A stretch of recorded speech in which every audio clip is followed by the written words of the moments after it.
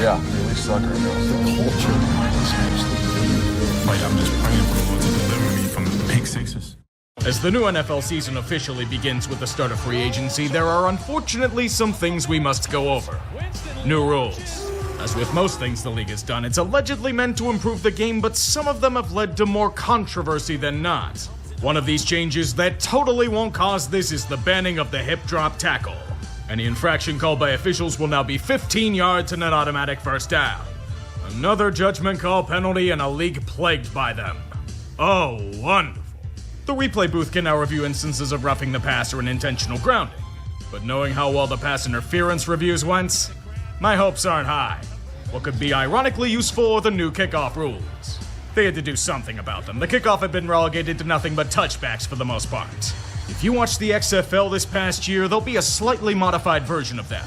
The kicker kicks off at his 35-yard line, and the kickoff special teams line up at the opposing 40. All but two players on the return team line up at the 35-yard line, not to move until the ball is received by a returner.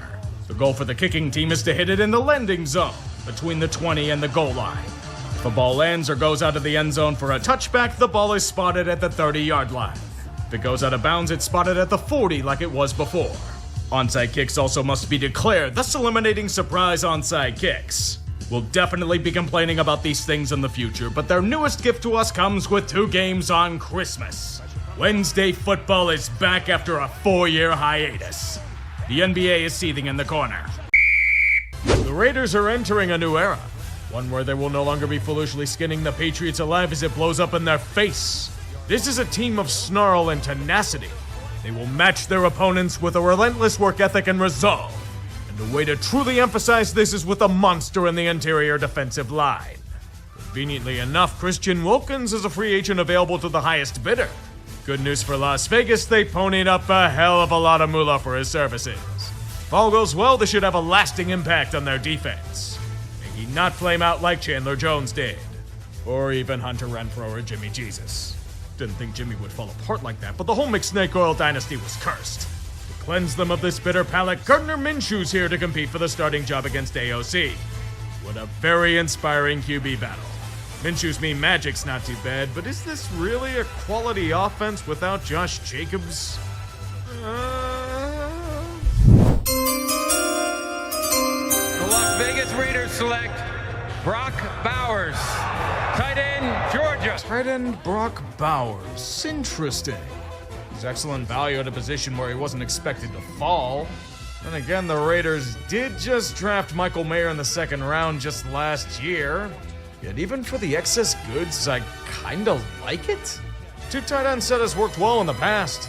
Just look at Ken Dilger and Marcus Pollard. Bowers and Mayer could complement each other very well if they get the right quarterback in tow. Question is, do they have the right one there now? Minshew's a journeyman, and AOC is, well, AOC. It's probably going to take another year or 2 to get the offensive vision in play, but Bowers should be fun to watch. Well, if they don't keep him in storage like Kyle Pitts. Still pissed they picked Jackson Powers-Johnson over the Steelers, though. Raiders have dramatically improved simply by removing the faux Patriots stench from their midst. Despite the opposing fans that fled Las Vegas, they finally have an identity worthy of their namesake. Tough, physical, boisterous. This is the autumn wind I remember, and it's backed up by a hilariously uninspiring QB battle. Unlike in politics, this AOC does not shock the world. The incumbent holds firm as Florida man reigns supreme. May we rejoice in legendary memes instead of the uninspired dreck of last year's preseason darling. It's an incredibly unproven group most likely destined to mediocrity. New faces at QB, running back, defense, you name it. Devontae Adams is still kicking here, but for how long? Hopefully Christian Wilkins won't take the money and go off the deep end like Chandler Jones did. This is the new NFL, and old ideas won't suffice in the age of endless money. Cherish Mark Davis and his bull cut. His time before he's forced to sell may be short. The AFC is a lot like recent years. Very wide open, but seems to lack the true power that it once had. Most of it has to do with general aging and salary cap constraints, but there's a lot of intrigue and probabilities to go around. You can make an argument for many teams here to make the playoffs. And that's a good thing for us all. The AFC East particularly has a new opening. While it's available, I still feel that Buffalo squeaks by despite competition from the Jets and Dolphins. The AFC North, it's still the Baltimore Ravens. They've always been a strong regular season team. The AFC South is very interesting.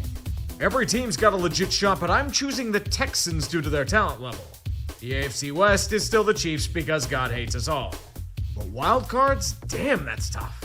I'm going with Cincinnati, the Jets, and Jacksonville. Honestly, just throw darts on a billboard and you'll have a better chance at picking them. Such is how we all like it. Preferably with endless chaos. The Raiders traveling to SoFi. You know that it means it's going to be a glorified home game for Las Vegas. It has been since 2017. And also since that year, the Raiders found a way to shit themselves against the Chargers there. They tend to do well against them in their so-called home. And despite it being a rebuilding year in Jim Harbaugh's coaching debut, Liquid LA was composed and formidable. Las Vegas just kept making errors. Plenty of them regardless of situation or field position. Any chance at taking the lead, it's time to shoot yourselves in the foot! And this goes for Antonio Pierce's coaching too. You know, Raiders, just because you botched a 4th and 1 at your own 40, you punted on 4th and 1 in Charger territory in the 4th quarter? What the fuck is the logic in that? You better find a way to get the ball back. And that doesn't mean giving up a 61-yard run. Trusting the Raiders defense? Everyone knows you don't even think about it. This horrible error in judgment means the Chargers win by managing to use their brains, unlike the silver and black. I still can't believe the Raiders trusted their defense. That's fucking hilarious. Well, what do we have here? One of at least 5 games where the Ravens raven in amazing ways. If you don't think they'll heinously play down to competition and lose in the most mind-numbing style possible, you're new to the game. This is tradition for them. That's why I can't trust them in January. They're paper tigers that repeatedly find ways to blow games in unbelievable fashion. What's it gonna take to stop with this bullshit, boys? How long must we suffer with Baltimore imitating Edgar Allan Poe in a back alley? How many awful drive-breaking penalties must they take? Daniel Faalele off position on the offensive line. Who needs to block Max Crosby? It's the offensive game plan. Hope Zay Flowers is open. Can John Harbaugh ever manage to adjust accordingly or not challenge the dumbest things? This Davante Adams catch was so clear-cut you could call it a babyface. You throw a red flag for this? That's a Mike Tomlin tier challenge. You don't go that low. Lamar and King Henry on the backfield. Who needs that when you can have trickery? It's the same damn things over and over again with Baltimore. A team you should be beating by double digits, kept in the game by refusing to focus on the finer details. Of course Las Vegas won. I saw that coming in the second quarter. I'm a fan of a division rival and I'm frustrated with them. Just take your honorary Locale of the Week award and get the fuck out of my face. I'll celebrate with the Raiders in their locker room on a strong victory. Make that the second time in 2 years that Gardner Minshew shocked the world in Baltimore. This week was going to be very telling for the Panthers. Is the problem the scheme or is it Bryce? Considering how Andy Dalton performed, it's incredibly damning for Bryce. With the same personnel, same playbook, and same schematics, the Red Rifle didn't just perform well, he obliterated the Raiders' defense in ways unimaginable not even days ago. From nothing to over 400 yards of offense, over 300 of them through the air. Las Vegas has terrible luck. They faced a Carolina group eager to celebrate getting a real quarterback under center. All the Panthers did was shit all over anything thrown at them. Weeks of pent-up aggression being taken out on anyone within eyesight. Even AOC thrown in garbage duty. Things becoming so demoralizing in Raider Nation that their players are simply making business decisions. Well, the coaches will make them as well. Carolina finally has some life. It's about damn time. The election coming up, a talking point is bringing high-paying American jobs back home. I have fantastic news. The Factory of Sadness has become fully operational after years of minimal staffing. The industry will produce endless glory for other NFL fan bases, especially those facing the Browns. Las Vegas was without Davante Adams and Max Crosby today. Cleveland was still fighting this game from behind the 8 ball. Their offense can do nothing. And Deshaun wasn't anything close to being the issue. The whole team is fucked. Their offensive line's destroyed. Even Watson's getting livid at them. The Raiders can do little of their own, but it isn't a Factory of Sadness without hilarious hijinks that undo them at every turn. Nothing is pure Browns like a dart thrown to Amari Cooper right on the chest, yet it ends up as an interception because fate is an asshole. It's so Cleveland to force a tremendous turnover in Raider territory and run it back for a desperately needed touchdown. And then the factory produces a missed extra point. Always a goddamn caveat. Deshaun makes his best throw as a Brown, stepping up to find a crossing Amari Cooper to... Wait, Watson can have a good play in 2024. Oh no, there's a flag! Holding on the offense. Hold a Browns fan, they're in hell. Cleveland can't break through whatever the Raiders are. Their offense is even worse than theirs, yet it's a 4-point deficit. Know how that extra point miss hurts? They go down the field but need 6. And that means going for it on 4th down in the red zone. Watson, working Cooper's way, pressure coming. He scrambles and is taken down! Remember when Cleveland had hope? They're the Pittsburgh Pirates of football. 20 years of dog shit, a few years of glimmering hope, and then you go right back to being shit. Now we know the problem isn't Deshaun. It's every goddamn thing, including Deshaun. Perhaps the Browns were simply making business decisions to allow the Raiders to win? I don't know. Speaking of business decisions, the insatiable lust for drama tends to take over the Raiders. I figured this ended when McSnake Oil got canned, but a new dilemma has arisen. Davante Adams came to the Sin City to play with his college teammate Derek Carr. That hasn't happened for years. He's frustrated with the mediocrity. The hamstring injury has us questioning if Davante's played his last snap as a Raider. Don't even have to ask it. Antonio Pierce liked to post suggesting it on Instagram. Really, Antonio? Get your motivator, but you're the fucking head coach, man. Have some tact. Adams is all but checked out, and it seems all but over for him in the silver and black. And that's confirmed with Davante requesting a trade out. He should be in high demand if he restructures his deal, but this is what divorce does. Someone gives up half their stuff for visiting rights on the weekends. What is football? Does it entail competency? If you're the Raiders, this answer is absolutely not. You're gonna face a joke franchise in the Broncos, you'll get laughed out of the damn building. Gardner Minshew would be a fine meme quarterback for an age of gold. If he didn't completely fucking suck. He'll take the chance to give the Raiders the lead, throw a terrible ball right to the hands of a PS2, then get pancaked into the ground as they play Katamari Damashi for a 100-yard pick six. That was this game for Las Vegas. Beating themselves repeatedly as penance for past sins. Or so I think. Denver missed a field goal to end the half. No, we can't have that. Let's commit a personal foul penalty so the Broncos can get another 3 points. In the second half, the Silver and Black just lied down and gave up.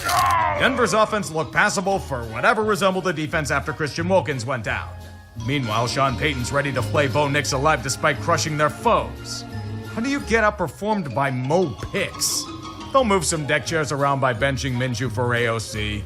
The Raiders just shaved the handlebar mustache in a garbage pile. This is how the apocalypse happens. Denver is over 500. The hopium's even more toxic than last year at Mile High. God save the children. Of all the bullshit and Deus Ex Machina I've witnessed with the Steelers, this was the most bullshitty of them all. It was an incredible sight to see. I firmly believe the Steelers Venmo'd the refs a few $100,000 before the game to give them every significant call. It started as the standard play-down to competition Tomlin special. But the Raiders are run by idiots. They give the ball to a white boy running back. TJ Watt does his standard superhero act to give the Steelers the ball in routine order. Justin Fields threw a terrible interception. Wait, there's a flag for a bullshit roughing the passer penalty. Body weight. What a fucking crock. Pittsburgh takes the TD and towels fly throughout Las Vegas. Who the fuck blocks Jeremiah Moon on a punt? No one, that's who. 3rd and long, leading to a punt. Oh my, another flag. And even more bullshit roughing the passer penalty on Max Crosby. This incredible MacGuffin leads the Black and Gold Brigade to another touchdown. The Raiders have just scored 6 of their own thanks to bad defense. It's okay, just wait for the flag. There we are. Ineligible man downfield. What a pity. They'll just have TJ Watt do more anime bullshit to force a fumble at the goal line. I don't get what the Raiders see in AOC since he fucking sucks, but it leads to a Steeler victory, so 9-8 Super Bowl lives on. It's not even a good one since Pittsburgh played like shit, but ref ball's on their side. What's there to complain about? No one cares for the Raiders. They are ass. Shoo. Go trade Davante for a day 2 pick and be on with your life. Aaron Rodgers ain't happy. They'll say he has no power in New York, but let's be real. If he can cast all the blame on Mike Williams for him missing a wide-open Breece Hall, he'll do it. Devontae Adams is pissed off in Raider Nation. He will be reunited with Aaron no matter the cost. Las Vegas had an asset with depressed value, yet still got everything they wanted and then some. A conditional third-rounder that could become a second, and the Jets taking on the rest of his contract. There are 2 more years on the deal without restructures or release. Is it completely desperate? Oh yeah. It's totally gonna solve their issues in kicking and coaching too. Joe Douglas has become a puppet. Mike Williams, you failed since you tripped trying to adjust to an underthrown ball. Aaron's not only going to throw you under a bus, he's putting your carcass on the open market. Out of all the embarrassing teams in the NFL this season, and there are plenty of them, you have to be special to take the crown of shit. I argue Las Vegas might be the most pathetic of them all. Or at least close to it. In another glorified home game at SoFi, the faithful donning silver and black get to see a spectacle of sludge. AOC sucks, but somehow it can get even worse. Know how to prove it? An injury to AOC that takes him out of the game. Gardner Minshew is back as the epitome of Florida man. If Florida man got brain damage from bath salts.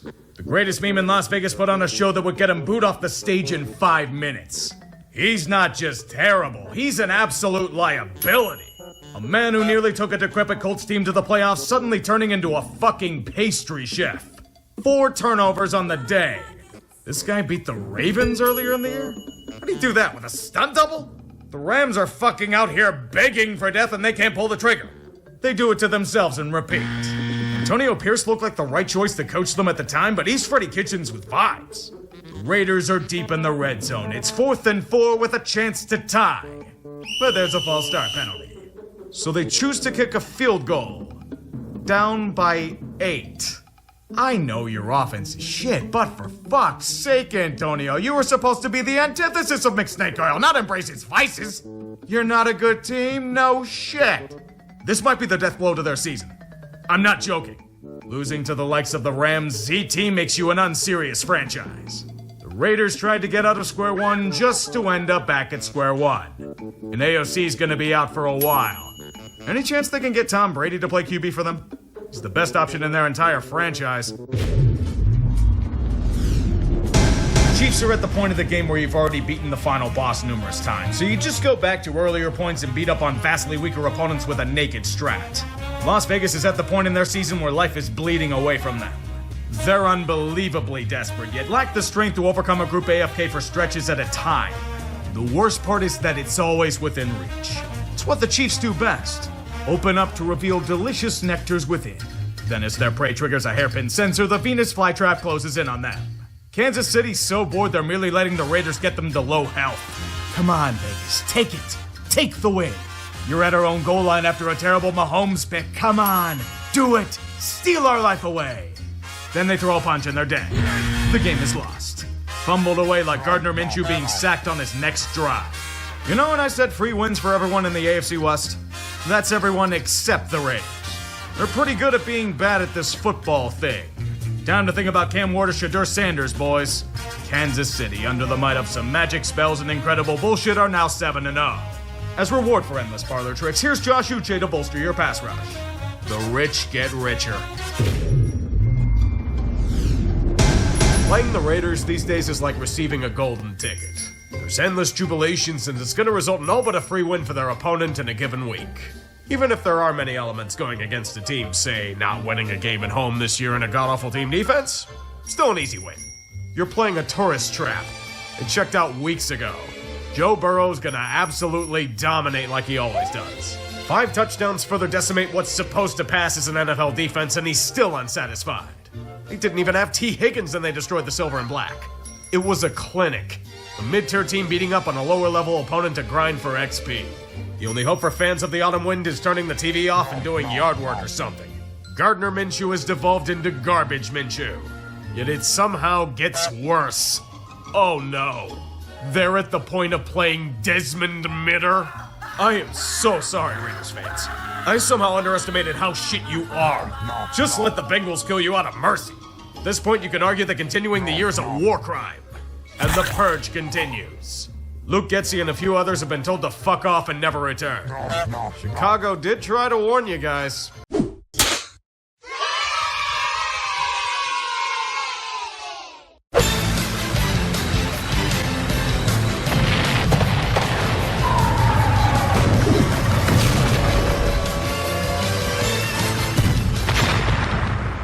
fortunate thing is that Miami has a chance to escape Tank Bowl contention soon. When you play teams like the Raiders, it's all but a certain possibility. Las Vegas is a sideshow that's more interested in fighting for the likes of Cam Ward and potentially a new head coach. Miami still has long-shot ambitions of a postseason ticket, but it was looking quite perilous in the first half. The Dolphins, despite their metric ton of yardage and time of possession, couldn't truly shake off their adversary. The Raiders may not have a defense, but Miami's unit in that end is both hobbled and quite ineffective. Good news, you can't stop Brock Bowers whatsoever. Dread it, but it's an offensive showcase for both groups, turning into a drag race. More alarming for Miami, but Tua's still in the saddle, and he will unleash his abilities with haste. He wants to finish this, and he will with a precision throw to Jonnu Smith. Arthur Smith's pizza sense is tingling somewhere in Pittsburgh with this news. Don't worry, Gardner's gonna fuck it up soon. There we go. Miami survives to rattle off consecutive wins with some momentum. Raiders, the Tank Bowl is yours with consecutive loss number 6. And oh, what a prize it shall be. What is the prize this year anyway? There's no clear-cut number 1 pick. Welcome to your Pittsburgh Steelers arc, Denver. The games are going to be ugly as hell, but like finding a girl at the bar at 2 a.m., you'll take whatever you can get. A win's a win like a hole's a hole. Be thankful that the Raiders are absolute shit more interested in attempting to secure Cam Ward than they are in winning games. They gave Denver the short yardage stuff all day and didn't bother to adjust. That and failing to do anything with a damn on offense in the red zone. The Broncos weren't anything close to a dominant group, and merely took advantage of a team that's hollowed out without either of their starting cornerbacks or much of anything resembling talent. A free wins count as much as hard-earned ones, and the Raiders are more than happy to oblige the ride that never ends. The price of admission is in Riley Moss. That legitimately sucks. Don't feel like you're being left out either, Raiders. There's great news on the tank front. Gardner Minshew's headed right to the landfill as well with a broken collarbone. Even if he sucked, it's Desmond Mitter time. That means no winning. Get out. Just leave the scene and never return. You did your part in the Broncos' backdoor to a bullshit playoff berth. Now enjoy your Tank Bowl quest and go. Anything else will be horrifying to witness. Black Friday game involving the Chiefs and Raiders. Sadly for the rest of us, this won't be a hilarious implosion like last Christmas. Las Vegas will be hoping Aiden O'Connell can throw a football in some way. Anything's better than what they had before. It's an entirely predictable situation. Kansas City gets out to a relatively decent lead and their defense clamps down on whatever resembles an offensive attack. For part of the game. Real ball knowers understand. The Chiefs suck. They may be 10-1, but KC's been playing some horrible football this year. They may have the worst defensive tackles in the league. They have no depth at cornerback. They're letting motherfucking AOC have a career day. Are you gonna try to stop Brock Bowers or their god-awful running game or anyone for that matter? Honestly, the Raiders should have a pretty sizable lead, but bullshit isn't real without the other team self-destructing. Daniel Carlson suffered poison damage and can't make a kick today. Anything from over 50 plus, better chance at praying for world peace. 3 strikes and you're out. Or that might be Antonio Pierce's timeout management. The NFL's calling for some more manufactured drama, so we'll get faux tension from here. Kansas City's only up by 2 and are forced to punt the ball back. The Raiders are moving into field goal range with time winding down. Oh no, you guys, what a tense moment. I wonder how the Chiefs are gonna bullshit their way to a win this time. And flawlessly moves this offense into field goal range. It would be a 50-yard field goal from here. Drops it. Flag is thrown though. Flag will stop it. Oh my goodness, what a shocking turn of events. Deus Ex Machina in Kansas City, I can't believe it. All hail the NFL and their entertainment product. All hail the Raiders tank. Seriously though, this is the kind of shit that makes people think the games are scripted. For the last time, guys, they're not scripted. They're manipulated to make outcomes closer for the sake of fan interest. Big difference. Miss.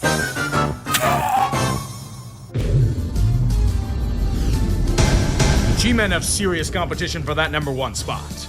Las Vegas might wish this season were over, but Antonio Pierce is the finest tank master that might be out of a job after the year. Tampa Bay did their best to piss away this game with Baker doing his best famous Jameis impression, but the Raiders will never be denied their grand prize. They control their own destiny to the first overall pick. The players and coaches may rebuff such a glory, but the future is what really matters. They will do everything in their power to lose this contest, even if it means suffering horrific injury. AOC, your efforts as tanker-in-chief are failing Vegas in their time of need. Their executives will hire a hitman to force you out of commission for the year. They desire a real tank commander, and that man is Desmond Ridder. Perfection in the art of securing number one. Tampa Bay eventually gets their shit together and pulls away to secure a lead in the divisional clown car known as the NFC South. It's been ugly, and they have no business being there, but the Bucs have a strong shot of hosting a home playoff game. Remember to thank the Raiders if they get there. This free win will surely go a long way in helping them out. Here's a riddle for those of you still watching. If there are 2 games on a Monday night and both of them are terrible, does that make it a benefit or detriment to us watching? The Raiders alone will make this root canal levels of painful. Desmond Ridder, tank commander reporting for duty. That means there will be no offensive production to speak of. With how god-awful and injury-ravaged Las Vegas is, it's an automatic win for the Falcons, ending an aggravatingly bad choke fest of a month. That doesn't mean they played well. Quite on the contrary. I was worried about being unable to do my laundry, but then Mom told me she put it on the Kirk Cousins cycle. I knew they were washed. His torn Achilles recovery is going as well as DeMarcus Cousins is. Terribly. Atlanta's offense has become completely predictable thanks to Kirk's physical limitations. They can only run the ball to one side with him under center. The passing attack's been neutered. Cousins got outplayed by Desmond fucking Ridder. That's grounds for serious alarm. But it's not like they have a first-round pick on the bench or anything, so it's all good. The fact that this game even came down to a Hail Mary is damning all its own. If the Falcons' defense and special teams didn't have the fortune of facing a blatant tank, this would have been yet another humiliating defeat. I've seen high schools have better offenses than what was shown. What a waste of time. Just watch Atlanta do the same shit against the Giants next week.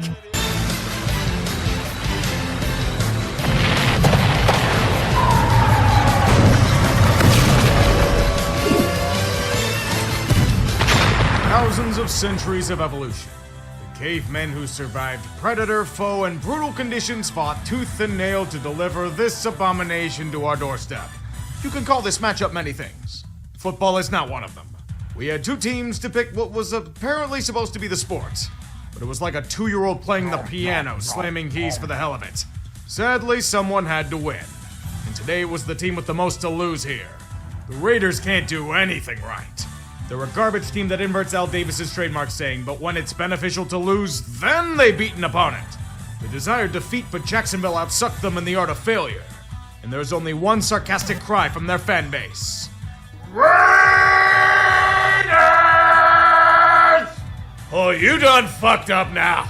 A year so full of misery that the most devastating loss is in a win. The tank's been dismantled into 1,000 pieces. Dropping from 1st all the way to 6th. Cam Ward and Shedeur Sanders might be off the table. And Mark Davis is celebrating this organizational jackknifing.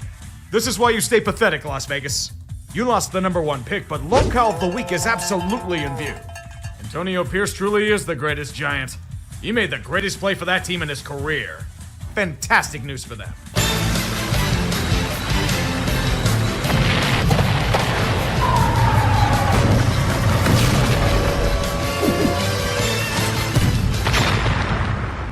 When a terrible team wins one game late in the year, it's devastating.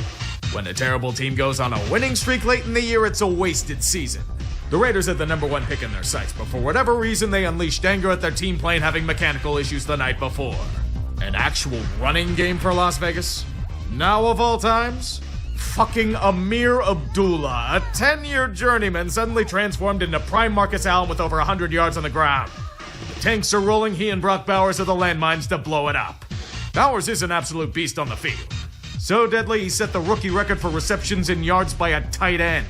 Under their might against a dead franchise, Las Vegas goes down to 8th in the lottery. There will most likely be no Project QB to ruin. Maybe they'll be like the Saints and pretend their failures are due to injuries. I think this might have been Cameron Jordan's last home game for them. He deserved better. What a shame. I remember when this game had significantly more stakes attached to it back in 2021. The Chargers do have a higher seed to play for, but this time they're not interested in a tie. Lakewood LA simply going to obliterate their rival on their supposed home ground. At least the Chargers embrace having no true home. The Raiders lord over a stadium of lies. And all they did was get slapped around silly by Justin Herbert and his band of merry men.